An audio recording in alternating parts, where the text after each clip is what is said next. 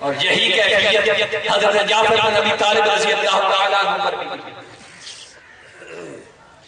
یہی کیفیت حضرت جعفر بن ابی طالب رضی اللہ تعالیٰ عنہ پر بھی گزری۔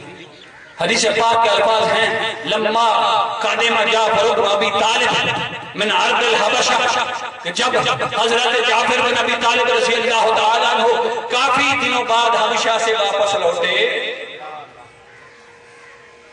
تو عالم کیا تھا؟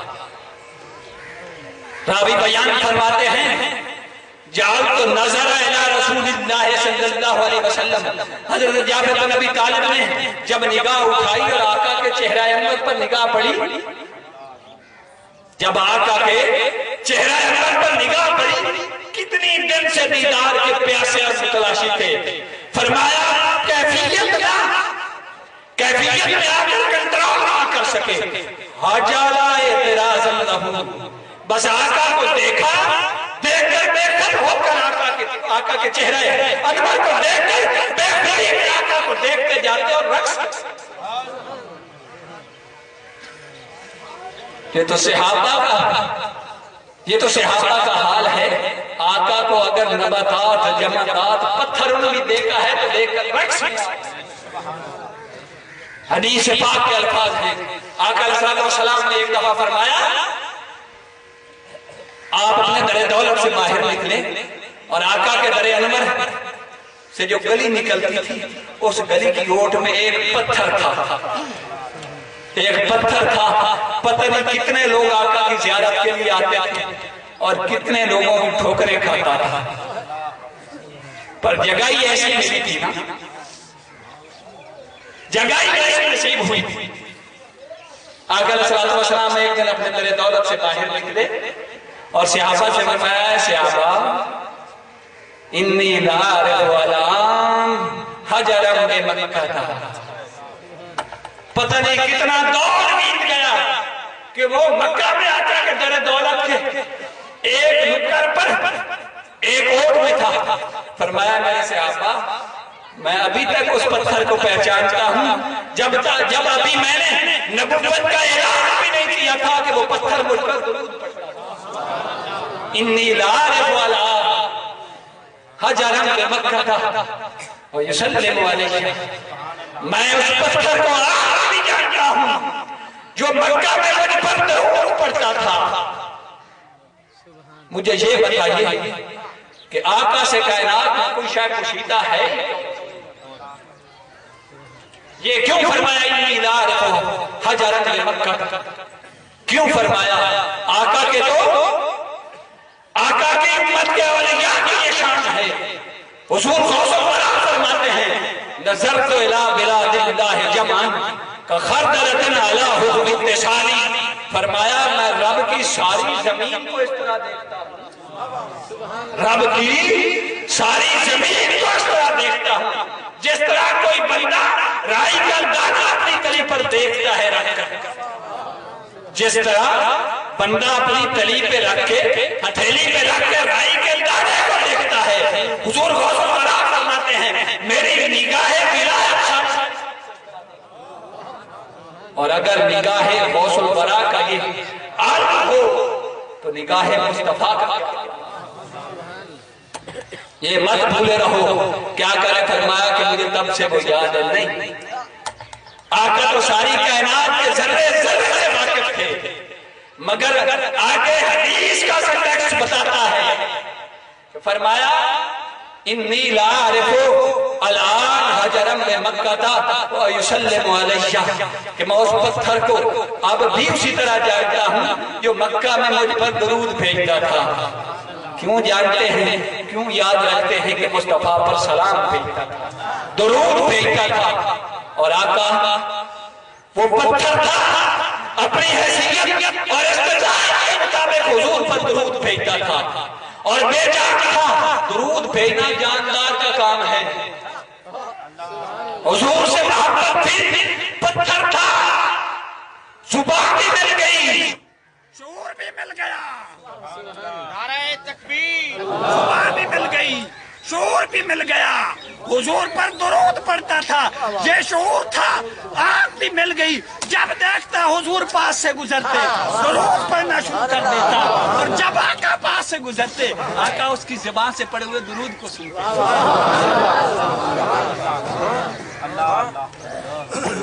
नारे तकबीर, नारे रिसालत, नारे ताकीद, नारे हैदरी, पीर सियाल, पीर सियाल, लाजपाल, लाजपाल, जीवे जीवे मुर्शद जीवे, जीवे जीवे मुर्शद जीवे, जीवे जीवे मुर्शद जीवे, जीवे जीवे मुर्शद जीवे। मुसलमानों, अगर पत्थर आका पर दुरूद और सलाम भेजे और आका उस पत्थर को न भूले, ये हो सकता है कि कब्र में आका भूल जाए?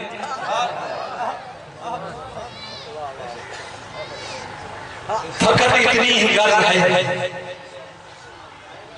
फकत इतनी ही गर्ज है इन एकादे बज़्म हशर से, फकत इतनी ही गर्ज है इन एकादे बज़्म हशर से कि उनकी शान महबूबी दिखाई जाने वाली।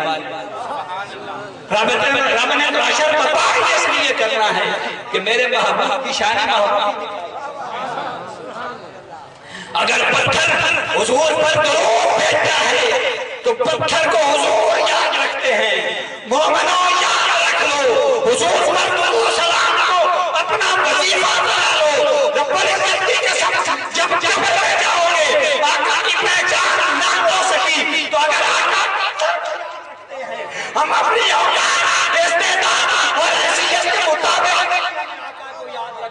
कब्र में अगर भूल भी गए तो आका नहीं भूलने वाले, फरमाएंगे नकीरों हट जाओ,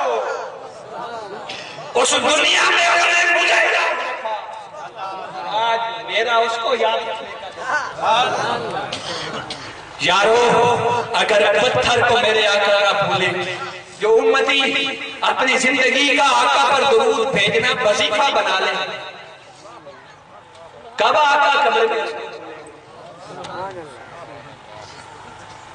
और उलमा बयान फरमाते हैं, गालिबन शेख मुहक्किक अब्दुल हक मुहद्दिस देलवी रहमतुल्लाह अलैह ने ये बात नकल फरमाई कि एक शख्स बड़ा गुनहगार था, हर साल हुजूर का मिलाद आता अपनी हैसियत के मुताबिक। जब वो फौत हुआ, कब्र में पहुंचा तो नकीरें जब हिसाब व किताब लेने के लिए आए, आका अलैहिस्सलातु वस्सलाम की शक्ल मुबारक, शबीह मुबारक जब सामने आई तो सवाल किया गया, मा तक़ूलू फी हक़्क़ि हाज़ा रजुल मुहम्मद सल्लल्लाहु अलैहि वसल्लम, क्या इस शख्स के बारे में दुनिया में क्या कहता था, क्या अक़ीदा था? उस बेचारे को पहचान। उसने कहा कि मैं तो इनको पहचानता ही नहीं हूं, मैं क्या बताऊं कि इनके बारे में क्या रखता। बस उसकी ये कहने की देर थी, मेरे आका ने बताया नकीर आई। मुझे इसका वो वक्त याद है जब हर साल गरबार मेरी नाम नहीं कहता था। अगर आज मुझे नहीं पहचान सका तो मैं तो इसको पहचान चाहूंगा।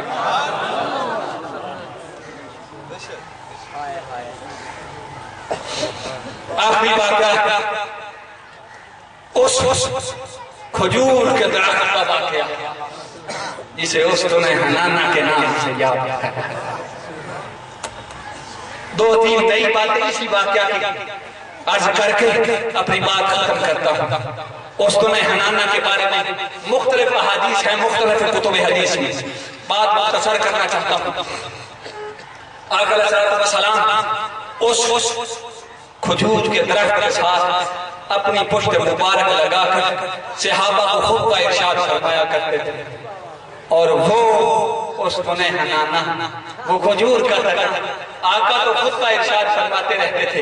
जितनी देर आका अपनी पुश्त मुबारक उसके साथ लगाए रहते थे, वो पुश्त मुबारक के बोसे देते। एक सहाबी खड़े हुए, अर्ज की या रसूलल्लाह सल्लल्लाहु अलैहि वसल्लम, आपको तकलीफ होती है, इस खजूर के दरख्त के साथ आप टेक लगाकर खुतबा इरशाद फरमाते हैं। मेरा बेटा बढ़ई है, बढ़इयों वाला काम करता है, अगर आप इजाजत दें तो आपके लिए मिंबर ना बनवा के آپ نے اجازت مرحمت فرما دی. وہ صحابی جب وہ منبر بنوا کر لائے آ کر رکھا. آقا میرے کمنی والے جب اپنے در دولت سے باہر نکلے اور دروازہ بھی مصطفیٰ کے در دولت کا ایک ہی تھا جو جنت میں کھلتا تھا. حجرہ عائشہ صدیقہ رضی اللہ تعالیٰ عنہ کا ایک ہی دروازہ تھا جو جنت میں کھلتا تھا. ماں بین بیتی و منبری روضۃ من ریاض الجنہ. جنت میں کھلتا تھا نا, جیسے فرش پر نہیں کھلتا تھا. ایک ہی دروازہ تھا جو جنت میں کھلتا تھا.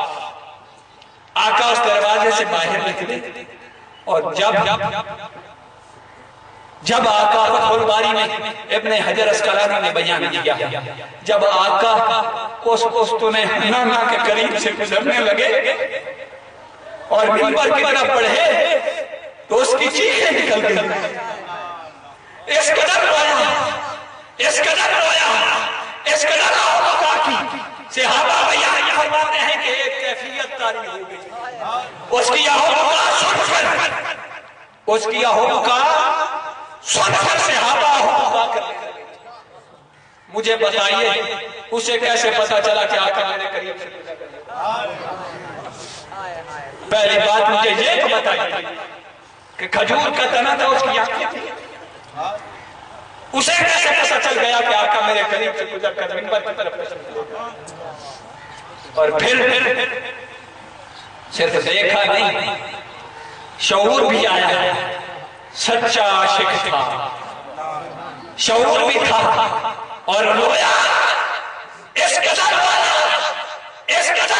کہ صحابہ پر کیفیت. یہ سب کچھ آنکھیں پہلے تھی, زبان پہلے تھی, شعور پہلے تھا, سماعت پہلے تھی, کچھ بھی نہیں تھا. میرے آقا کی پشت مبارک نے سب کچھ ہٹا. جب آقا قریب سے گزرے تو محبت رسول نے آنکھیں بھی عطا کر دی. جب آقا آپے گزرنے لگے تو محبت برداشت نہ کر سکی, گریہ بھی طاری ہو گیا. اور اس قدر گریہ طاری ہوا کہ آواز اس قدر بلند ہوئی صحابہ پر گریہ طاری ہوا. اب امام شافعی سے کسی نے سوال کیا, امام شافعی سے کسی نے اسی بارے میں سوال کیا. اور امام شافعی پتہ ہے کون سا عاشق ہے حضور کا؟ امام شافعی جس نے تعلیم لی ہے سارے پیمانے توڑ کر حضور کی محبت اور تعظیم. قرآن میں ہے لِتُؤْمِنُوا بِاللَّهِ وَرَسُولِهِ وَتُعَزِّرُوهُ وَتُبَكِّرُوهُ وَتُسَبِّحُوهُ بُكْرَةً وَأَصِيلًا. میں کسی مفسر کی بات نہیں کر رہا, آج ایک تفسیر امام شافعی کی بتا کے اپنی بات ختم کرتا ہوں. امام شافعی سے کسی نے پوچھا کہ وَتُبَكِّرُوهُ وَتُعَزِّرُوهُ وَتُبَكِّرُوهُ, دو الفاظ بیان کیے گئے ہیں اور دونوں کا معنی ایک ہی ہے, تعظیم کرنا اور احترام کرنا. بلاغت کا یہ اصول ہے کہ دو ہم معنی الفاظ ایک جملے میں اکٹھے نہیں آ سکتے. بلاغت کا اصول ہے اور قرآن فصاحت و بلاغت کا منبع ہے. رب لا ریب کی لا ریب کتاب. تو پھر امام شافعی سے کسی نے پوچھا کہ توقرو کا معنی بھی تعظیم اور توقیر کرنا, توعزرو کا معنی بھی تعظیم اور توقیر کرنا. فرمایا نہیں, ایک میں حد رکھی ہے, ایک میں حد نہیں رکھی ہے. فرمایا پہلا سٹیج حد کا آتا ہے اور جب حد میں بندہ آ کر مست ہو جائے تب حدیں توڑ دیتا ہے. اور فرمایا توعزرو, پہلے میرے محبوب کی تعظیم کرو. جب مصطفیٰ کی تعظیم کرتے کرتے آپ کا مقام سے شناسائی حاصل ہو جائے وَتُبَكِّرُوهُ, فرمایا ہے تو بالغ کی تعظیم نہیں, فرمایا اور مبالغہ کہتے ہیں حدیں توڑ دینا.